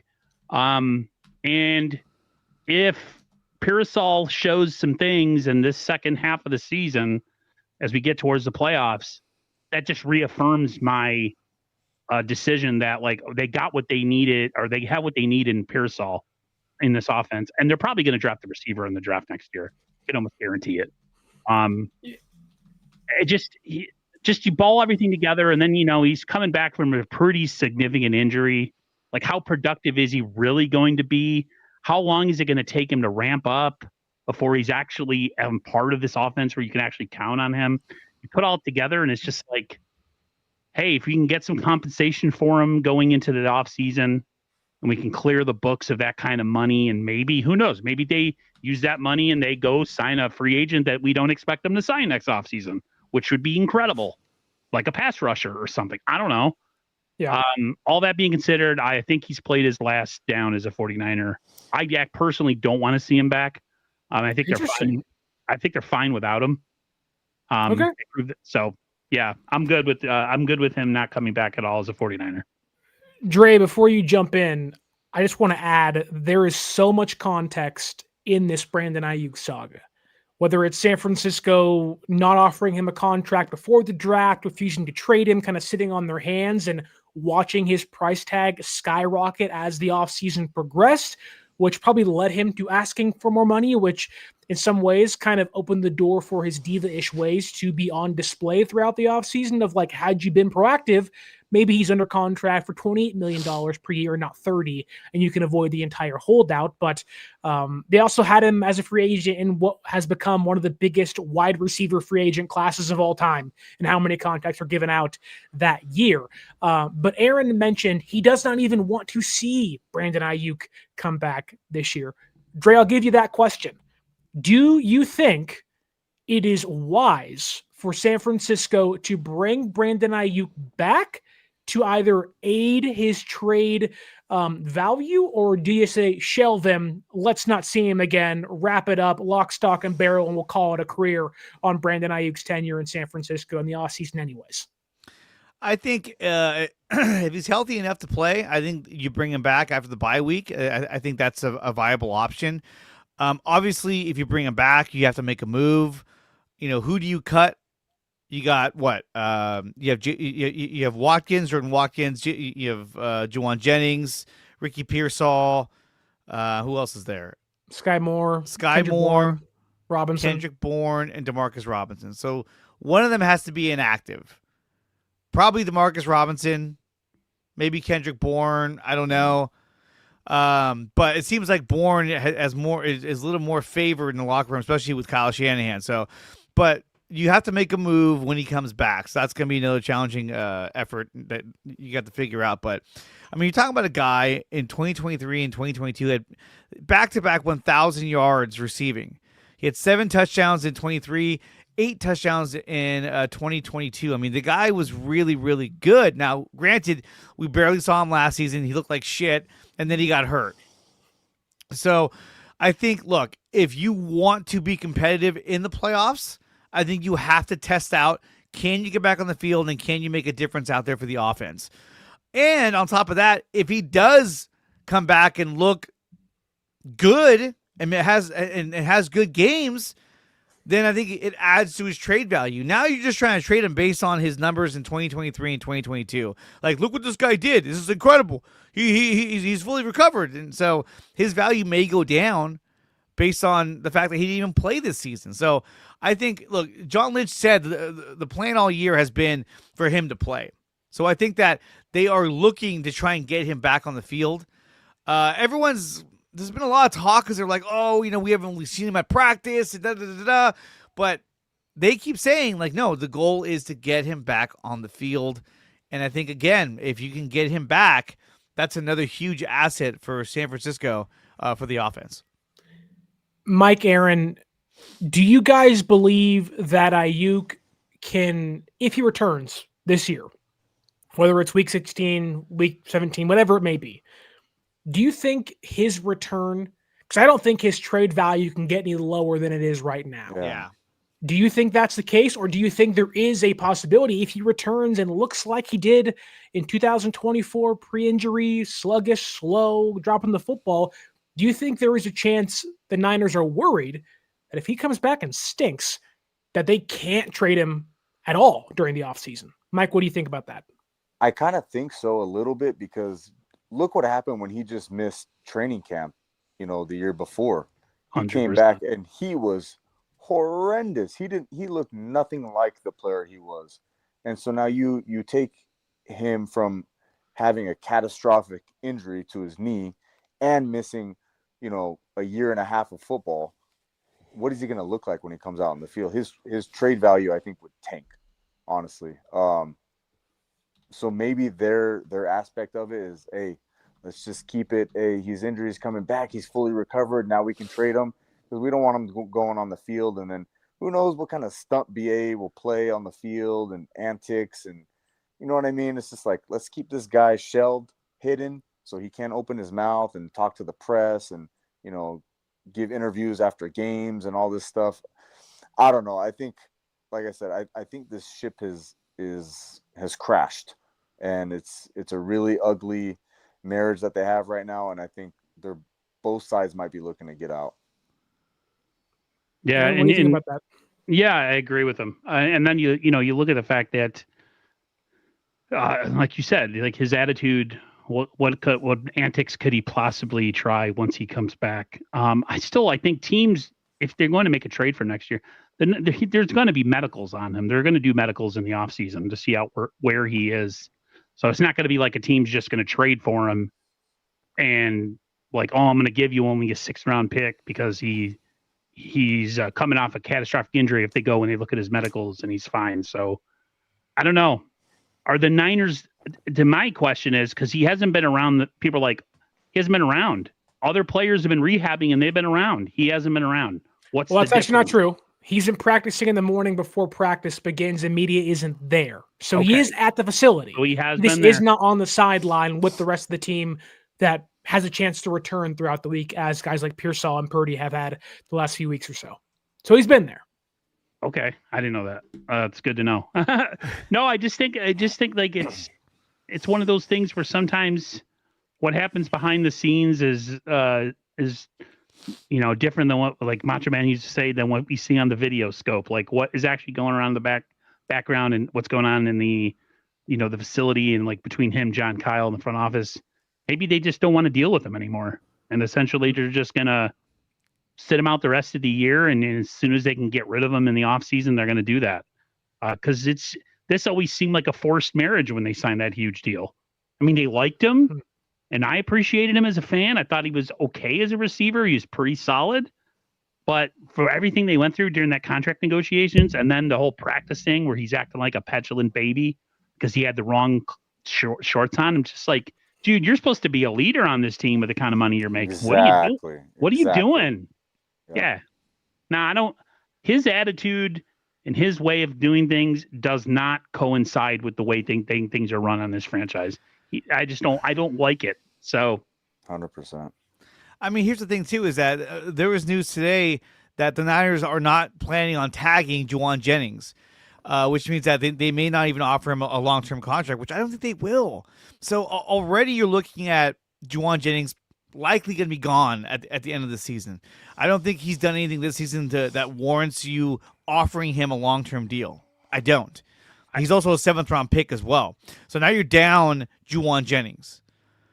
Kendrick Bourne, I'm sure he'll resign if you offer him a contract, but you're still down a receiver, and you got Brandon Aiyuk coming back. So now you're not worried about paying Brandon Aiyuk as much money because you're not paying Juwan Jennings a bigger contract. You freed up that money to say, hey, if Brandon Aiyuk comes back and he looks anything close to what he looked like, then maybe we hang on to him for just one more year before we try to move him again. Hope he has a bounce back year next season. But I do believe, kind of what Sterling was saying earlier, that in this upcoming draft, they are going to draft another receiver. I don't know if it'll be in the first, second, third round, but they're going to get somebody else in here because they know, hey, look, we got Pearsall, we have Aiyuk, we have Jordan Watkins, and then after that, it's a crapshoot with Demarcus Robinson and Sky Moore. Those guys probably aren't going to be here next year. Who knows? Who knows? How about this, though? With Aiyuk or with Jennings playing the way he has this year, is he actually playing himself into a situation where his value is low and the 49ers can afford to bring him back? They could. Like, he's actually working he's not playing himself out of a contract because he's just playing so well. I think he's like gone. He's gone. I think he'll get a 2-year deal somewhere or a 1-year prove-it deal from another team, and he'll be gone. 1 year, $15 million. He'll split. I wouldn't mind keeping him, to be honest with you. Oh, Jacob Cowing. Sorry, Cam's dad. I forgot about Jacob Cowing. I wouldn't mind keeping him, but maybe the Niners are done with both of those guys, and they need some. I mean, they need juice in this wide receiver room, anyways. They don't have any speed. You know, do they look at Watkins? This is taking a huge step up next year. Because even if they draft a receiver, they don't really develop them to play in the first year. It's always like unless they're first-round draft picks. Which ding, ding, ding. I think that's what's going to happen. If you trade Brandon Aiyuk, if Juwan Jennings is gone, that first-round pick is going to be a wide receiver. Kyle's going to get his way. Do you think Kyle's getting his way next year's draft? It's not going to be a tackle. Anyone who thinks, I'm telling you right now, anyone who thinks that they're going to draft an offensive lineman is on crack. The Niners never do that. They never do that. Well, that's not true. McGlinchey was the first number 9 overall draft pick. Well, they had no choice. However, this offensive tackle class sucks. They're like anyone saying they got to replace Trent.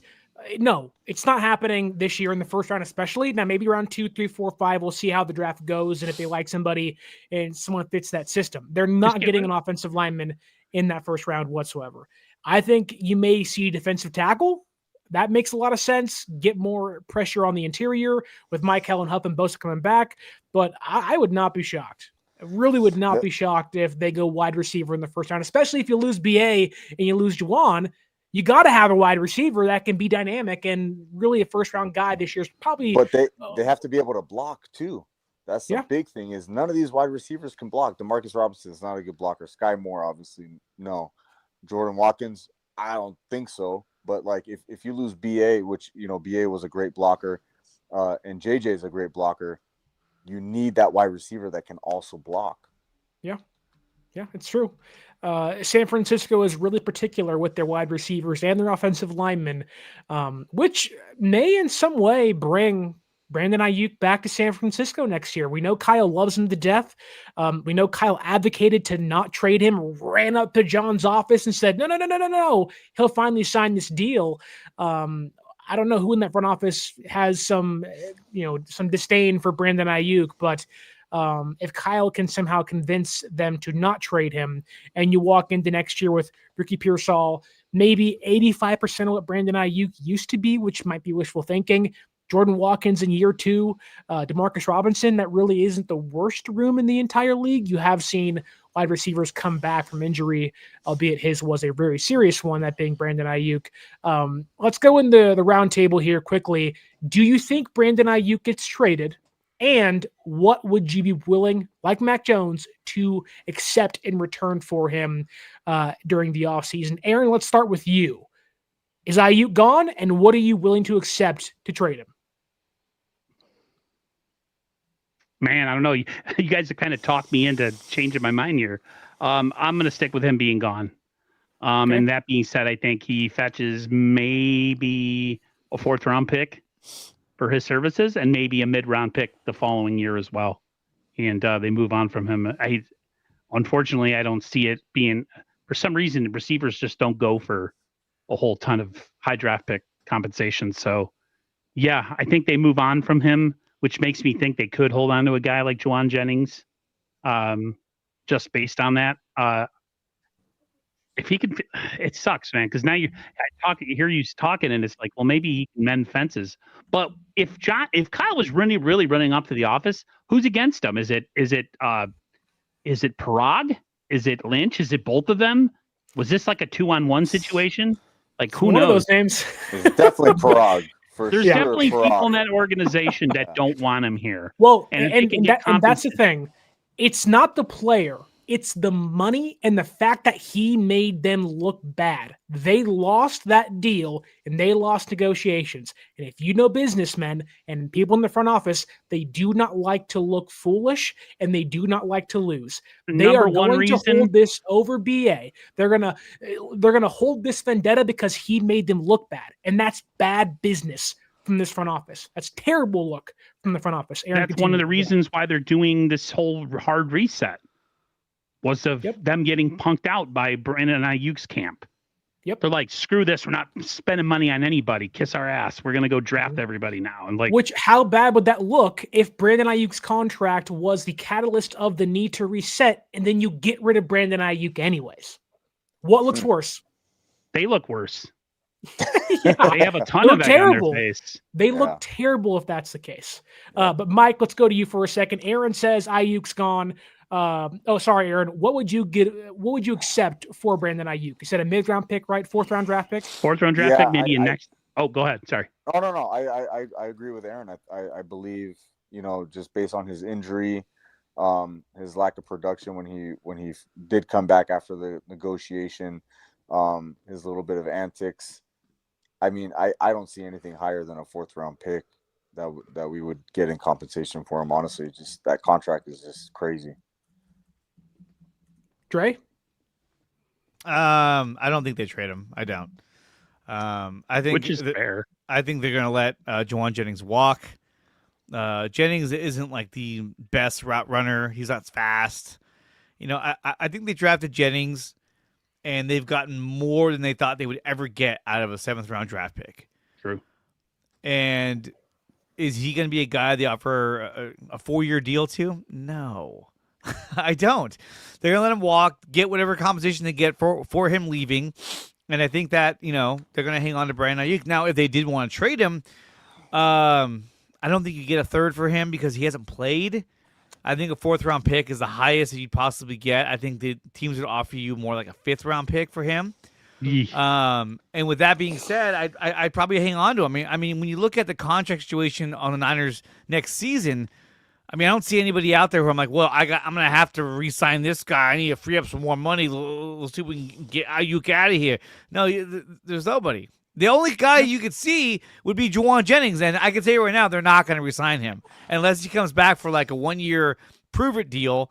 But even then, it's kind of like a slap in the face because he wants more money. But he played like crap all season long, and just recently he's starting to play better. So we'll see. But I don't think they trade him. I don't. And what would have been a shocker in the draft if he would have fell the Niners is if the Niners would have drafted Tedoroa McMillan. If he would have fell to the Niners draft pick and they drafted him, everyone would have flipped out. Because we were like, what happened to the defensive line? Kyle Shanahan would have been like, "Well, I need another receiver." So sorry, guys. Well, if you know the rumors, the Rams were calling the Panthers, trying to make a deal up for McMillan. So That would have been could have been very dangerous. that would have been a huge move for them. Yeah, could have been Devontae, Puka, and Tet. But what Dre hit on there, and I'm leaning towards Aiyuk not being dealt this offseason as well. It's, again, like Mac Jones on the fence. What do? You allocate the funds elsewhere, get that money off the books, and go pay for somebody else. But Dre mentioned, and I think it's a good point here, nobody currently needs to be re-signed. The entire defense is basically intact. Everybody's under contract through next season, including D. Winters, I believe. Fred got a new deal. The entire offense, besides Aiyuk, the left guard situation, which you can find anybody else to take that spot, and Juwan Jennings. Only about 4 or 5 guys need to be re-signed. So maybe you see San Francisco be aggressive in the draft and move up and kind of get their guy they love, which could certainly backfire. It has in the past, but could lend to Brandon Aiyuk returning in his contract not being this kind of dark cloud over the organization it seems to be right now. But Dre also mentioned Tedero McMillan, and let's get into Monday's Panthers-Niner game. Took us almost an hour and a half to get there, but we're finally here. Niners-Panthers, Monday Night Football, prime time in the bright lights at Levi Stadium. God forbid it doesn't rain in the Bay. It's not supposed to on Monday, which hopefully Brock Purdy can stay dry and those smaller hands can stay accurate. Can't get him wet. He can't get him wet. Can't get him wet. But he's like a Mogwai from Gremlins. You can't get him wet. You can't feed him after midnight. Otherwise, who knows what's going to happen. You can't play in the snow. Hey, thank God he plays in sunny California for most of the season. But Mike, let's go to you because I want to talk about some key matchups you think can either help San Francisco win or hinder them in their victory chances on Monday. When you look at the Panthers, who are some players? Who's a matchup you like or dislike for San Francisco on Monday Night Football? Well, I think both defenses are going to struggle in this game. So. To me, T-Mac is obviously incredible. I just don't know if we have the corners to match up with their wide receivers physically, size-wise, not, talent-wise. Demo to me is great. I just, he's not the biggest guy, the biggest corner. And then you have Stout, who's, a little mini-me. So I'm worried about the wide receiver matchups, and the good thing is Bryce Young has been pretty inaccurate going down the field, but he might have the time this week because he hasn't faced a defense with a pressure rate as bad as this. So he might have some time to be able to settle down and relax and get the ball down the field, and all it needs is to be a jump ball to one of his weapons, and this could be a shootout, so I'm worried about the wide receiver matchup. And then, the running back is a stud. He's been able to run the ball. He's had some really good games. I'm worried about the run. I'm just worried about the defense in general. I don't know what they're going to be able to do. Good thing is Bryce Young has been Jekyll and Hyde. He's had good games, bad games, but like I said, this defense might give him time to settle in and get the ball down the field, read his reads, and throw some jump balls to his talented wide receivers. Aaron, what do you think about Monday's game? Give me some key matchups you like or don't like. I just think the 49ers defense as a whole against anybody is a challenge to the 49ers defensively. They don't stop the pass, they can't stop the run, and they don't rush the passer. And that is a combination for if you have you say that the quarterback of Panthers, his name is Bryce Young. He's been hot and cold, right? Like, what a better week to come to the Bay Area playing this defense who does nothing great and have one of those up weeks. I feel like the Niners, it's really kind of hit or miss if they're either going to blow the doors off the Panthers or if this is going to be a straight up shootout. Because, like I said, the Niners do nothing there's nothing the Niners, you can't hang your hat on anything. They're bad against the run, especially in the interior. And I mean, the amount of guys that were running wide open in that secondary last week against the Cardinals, and I'm just like, there's nobody within 15 yards of these guys. Like, what is happening? So between that, I think it's just going to be a who can score more points. And you hope that, the quarterback has a down week and we can outscore them. I hate to say it, but every week going forward to me is going to be the same feeling for me, because your defense isn't good enough to be dependent on. So everybody stays healthy on offense. I think the Niners can put up over 30 once again, no problem. I don't see that as an issue. So yeah, that's where I'm going with that. Dre? I think this game is going to be won on third down. The Niners are offensively, they have the number 3 ranked team in terms of the third down rate at 45.7. You look at the third down defense, the Panthers have the 29th ranked third down defense at 43.4. They cannot get teams off the field on third down. And that's their biggest problem. Niners have the 22nd ranked. They have a 40.8 percentage on third down defensively. And the Panthers are 43.4. I think where they're going to have a hard time, the Panthers, is getting them off the field on third down and slowing down the Niners offense. I think with Brock Purdy back, I think that's where he's going to take advantage of them. You're going to get a lot of first down, second down, first down. You know what I mean? Like, they're going to be getting first downs at a higher rate. And I think that the Panthers defense, who has the worst pressure rate in the league, is going to have a hard time stopping the Niners offense. Now, on the flip side of things, you could argue that, hey, look, the Niners defense isn't very good, right? They're giving up a lot of stuff. It's just, they don't do anything right. But when you look at it, they're like the scoring offense. The passing offense. Let me see. For the Niners, you're looking at, they have the second ranked passing offense in the league, averaging 254.5 yards a game, and they have 20 touchdowns through the air.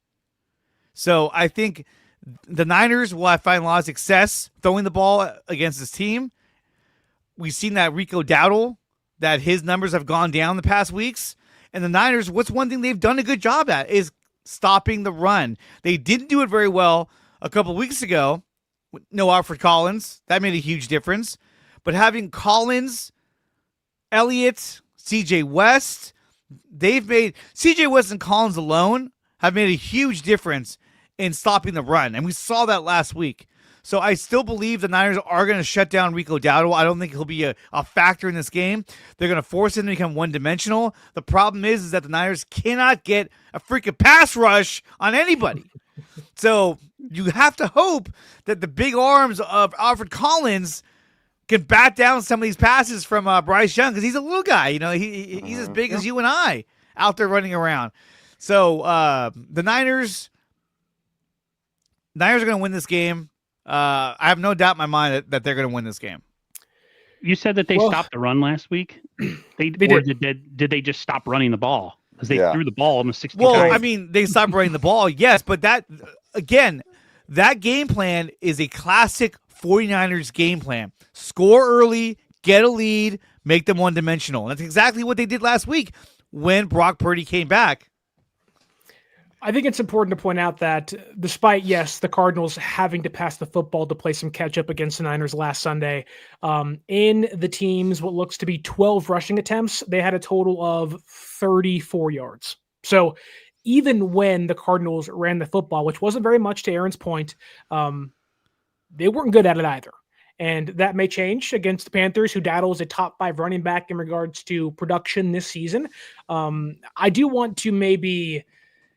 Usually this is a part of the show where I tell Aaron, don't worry, it'll be okay. It'll be okay.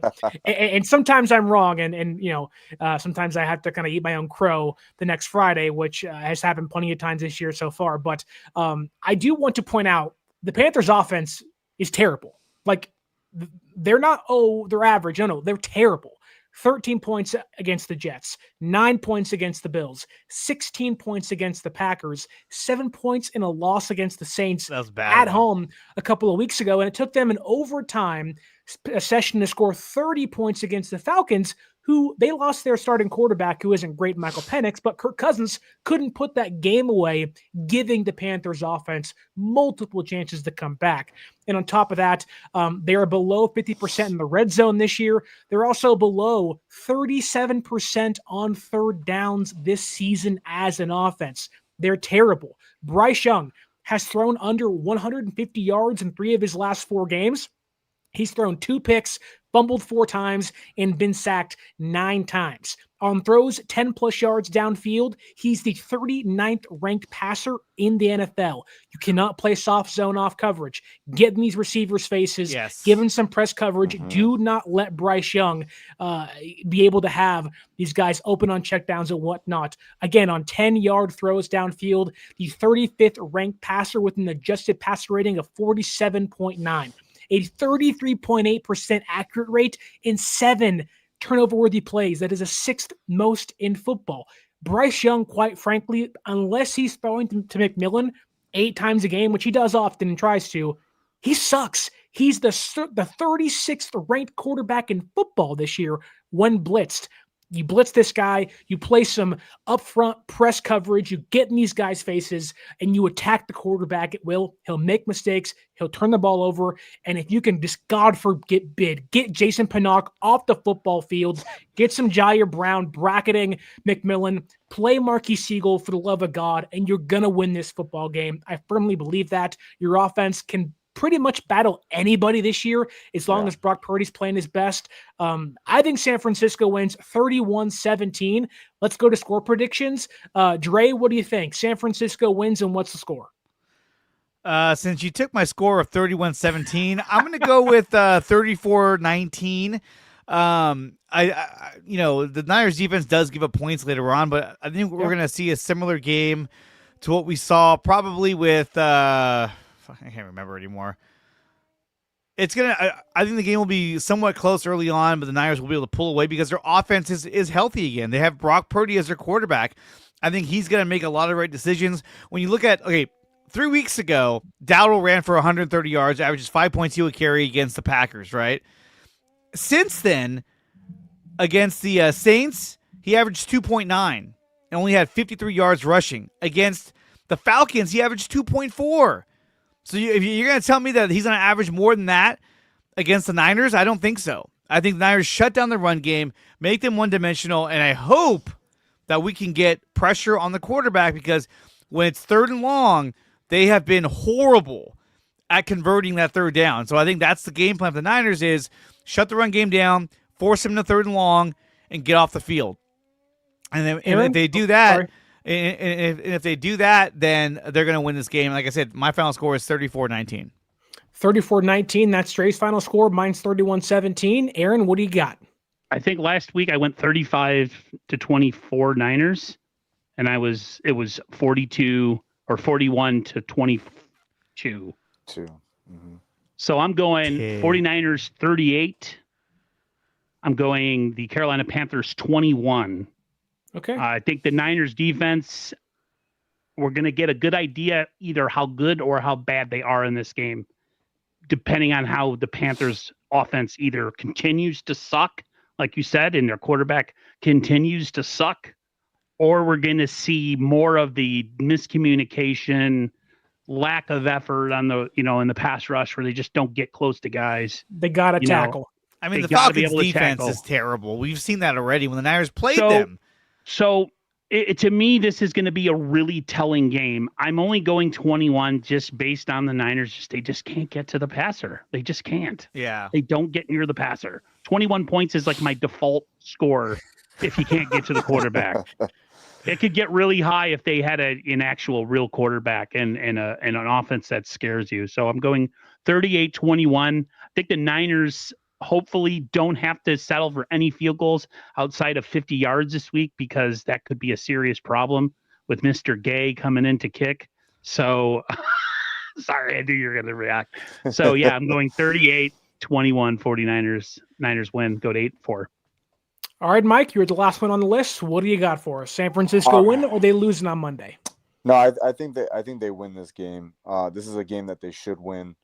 Even with all the injuries on their side, they're playing at home. It's Monday night. Offense fully healthy, And the best way to supplement the defense, and this is going to be their strategy going from every game going forward, is you just keep your defense off the field. You got to play time of possession, ball control, keep the offense going, long drives, convert on third down, and just limit the snaps on defense so that these guys become one-dimensional. So I'm going to go 49ers win this game. I'm going to go 31-27. I think it's going to be a little bit closer. Maybe some garbage time points by the Panthers at the end. Okay, you heard it here first. We all have San Francisco winning. Shocker. But Mike has it being a one-score game. The rest of us have San Francisco winning by 2 scores or more. That does it for us here on the Cover 3 podcast. For Mike, for Aaron, for Dre, you can find us all on social media at the tags on the screen for you yourself. You can also find us on YouTube and Mike on X and Twitter. But Niners big game, Monday Night Football, Panthers prime time, Levi Stadium, a must-win wild card matchup for San Francisco in week number 12. Go Niners, and until next time, for Aaron, for Mike, for Dre, I'm Sterling Bennett. This has been the Cover 3 podcast, and as always, stay faithful.